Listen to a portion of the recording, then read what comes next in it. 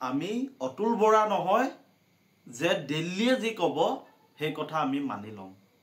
এই বক্তব্য ৰাইজ দলৰ সভাপতি তথা শিৱসাগৰ সমষ্টিৰ বিধায়ক অখিল গগৈ ডাঙৰীয়া। হয়, মিত্ৰতাৰ সন্দৰ্ভত ৰাইজৰ পৰামৰ্শ, জল্পনা কল্পনা আৰু পুনৰ হোটেল লিলিত বিৰোধী ঐক্য মঞ্চৰ আলোচনা। এই আলোচনাৰ মাজতে ৰাইজ দলৰ সভাপতি অখিল গগৈ ডাঙৰীয়াই স্পষ্টভাৱে কৈছে যে আমি অতুল বৰা নহয়, আমি অসম গণ পৰিষদ নহয় যে দিল্লীয়ে যি ক'ব সেই কথা মানি ল'ম। আমি ৰাইজ দল আৰু ৰাইজ দলে স্বতন্ত্ৰভাৱে মিত্ৰতা কৰিব, যি মিত্ৰতাত সম অধিকাৰ থাকিব, সম মৰ্যাদা থাকিব, সেই মিত্ৰতা ৰাইজ দলে কৰিব।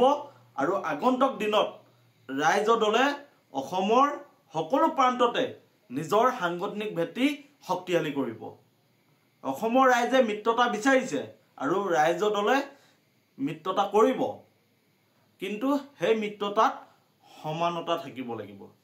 সেই মিত্ৰতা আসন বুজাবুজি সঠিক ৰূপত হ'ব লাগিব। আৰু ২৬ৰ বাবে বিজেপিক পৰাস্ত কৰিবৰ বাবে সকলোৱে মিলি উমৈহতীয়া কৰ্মসূচী বনাব লাগিব, যি কৰ্মসূচীৰ জৰিয়তে ২০২৬ত ফেচিবাদী বিজেপিক অসমৰ পৰা বিদায় দিব পাৰি। আৰু ৰাইজ দলৰ সভাপতি অখিল গগৈ ডাঙৰীয়াই কৈছে যে মিত্ৰতা হ'ব যদি সেই মিত্ৰতাত মৰ্যাদা থাকে, মিত্ৰতা হ'ব যদি সেই মিত্ৰতাত সমানতা থাকে। গতিকে আপোনালোকে আমাক মতামতৰ জৰিয়তে জনাব, যিহেতু অসমৰ ৰাইজে আহ্বান জনাই আছে যে ৰাইজ দল, কংগ্ৰেছ, অসম জাতীয় পৰিষদকে ধৰি যিসমূহ বিৰোধী আছে, যিসকলে বিজেপিক বিৰোধিতা কৰে, সেই সকলো বিৰোধী একত্ৰিত হ'ব লাগে আৰু ২৬ৰ বাবে সাজু হ'ব লাগে। কিন্তু আপোনালোকে দেখিলে যে উপ নিৰ্বাচনৰ আগমুহূৰ্তত কংগ্ৰেছে বিৰোধী ঐক্য মঞ্চৰ পৰা তেখেতলোকে আঁতৰি গ'ল, অকলশৰীয়াকৈ নিৰ্বাচন খেলিলে। আৰু নিৰ্বাচনৰ ফলাফল আপোনালোকে জানে যে এটা ডাঙৰ শূন্য। গতিকে আমাৰ মাজতে যদি ভাগ ভাগ হৈ থাকে, যদি আমি একত্ৰিত হৈ যুঁজিব নোৱাৰোঁ, তেতিয়াহ'লে নিশ্চিতৰূপে ২৬ৰ ফলাফল বেয়া হ'ব। গতিকে এই কথাটো সকলোৱে অনুধাৱন কৰিছে। আৰু সেইবাবে আমি দেখিবলৈ পাইছোঁ সংবাদ মাধ্যমৰ সন্মুখত কংগ্ৰেছ দলৰ ৰাজ্যিক সভাপতি ভূপেন কুমাৰ বৰা ডাঙৰীয়াই কৈছে যে আমি মিত্ৰতা বিচাৰোঁ, যিসকলে বিজেপিক বিৰোধিতা কৰে তেখেতলোকৰ লগত আমাৰ মিত্ৰতা হ'ব। আৰু এই সন্দৰ্ভত ৰাহুল গান্ধী ডাঙৰীয়াৰ লগত আলোচনা কৰা কথাও সংবাদ মাধ্যমত প্ৰকাশ পাইছে। কংগ্ৰেছে উপ নিৰ্বাচনত কৰা যি ভুল, সেই ভুল পুনৰ নকৰা কথাও সংবাদ মাধ্যমত প্ৰকাশ পাইছে। আমি আশা কৰিম কংগ্ৰেছ অহংকাৰী হৈ নুঠক, কংগ্ৰেছে অসমৰ আঞ্চলিকতাবাদক তেখেতলোকে গুৰুত্ব দিয়ক, জাতীয়তাবাদক গুৰুত্ব দিয়ক আৰু আঞ্চলিকতাবাদী শক্তিক লগত লৈ কংগ্ৰেছে আগুৱাব লাগিব। তেতিয়াহে অনাগত দিনত বিজেপিৰ দৰে ফেচিষ্ট শক্তি এটাক পৰাস্ত কৰাটো সম্ভৱ হ'ব। গতিকে কংগ্ৰেছে এই কথাটো বুজি উঠিব লাগিব।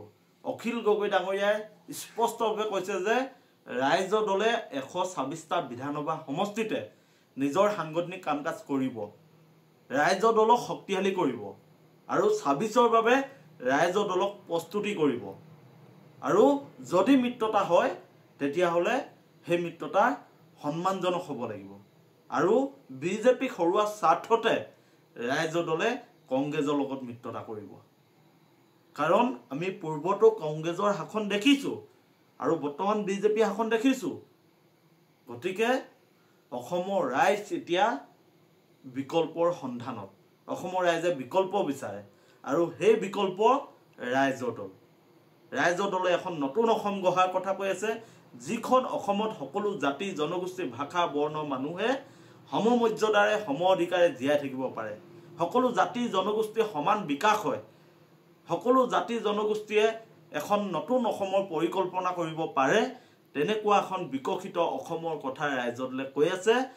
আৰু সেইবাবেই অসমৰ মানুহে এতিয়া ৰাইজ দলক কংগ্ৰেছ, বিজেপি বা যিসমূহ ৰাষ্ট্ৰীয় দল আছে সেই দলসমূহৰ বিকল্প হিচাপে অসমত গ্ৰহণ কৰিছে।